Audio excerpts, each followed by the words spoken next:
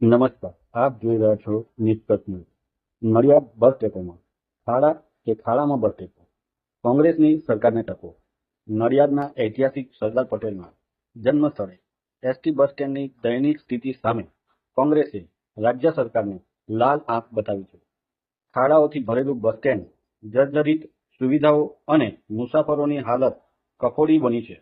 કોંગ્રેસે તાત્કાલિક સમારકામ અને મુસાફરો માટે મૂળભૂત સુવિધાઓની માગણી કરી છે.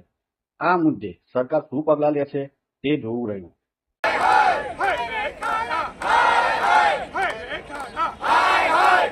આજે જે વિરોધ પ્રદર્શન કરવામાં આવી રહ્યું છે, કઈ જગ્યાએ કરવામાં આવ્યું છે અને શું કારણ છે? છેલ્લા 3 વર્ષથી નડિયાદ શહેર જિલ્લા કોંગ્રેસની એક જ માંગ છે.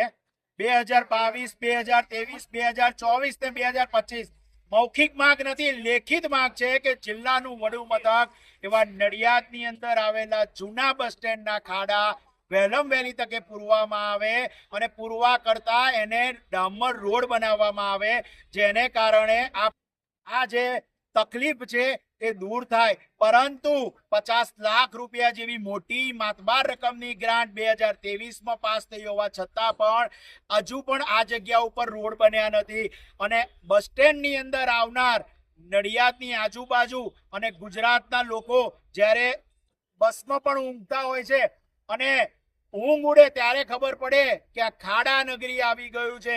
અમારી સાક્ષર નગરીને આ સરકારી તંત્ર દ્વારા ખાડા નગરીમાં ફેરવી દેવામાં આવ્યું છે.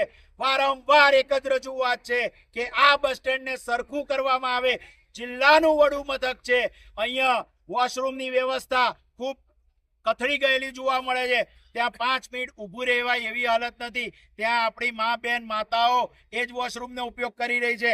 પીવાની પાણીની જગ્યા પર સમસ્યા છે, લીલ બાજી ગઈ છે, મધુમાખીઓ બેસે છે, કરડે છે.